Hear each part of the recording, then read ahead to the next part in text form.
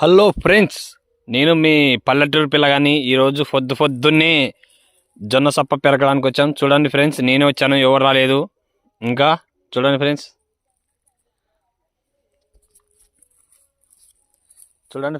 Hi friends, ఎలా ఉన్నారు? నేనే మీ పల్లెటూరు పిల్లగాన్ని, మర్చిపోతాను ఫ్రెండ్స్. చూడండి, పొద్దున్నే వచ్చిన జొన్న సప్ప పెరగడానికి, ఎవరు రాలేదు, నేను ఒక్కని వచ్చిన. ఉదయం 5 గంటలకు వచ్చాను అనమాట, పెరుగుతున్నాను. 6 అయింది టైము.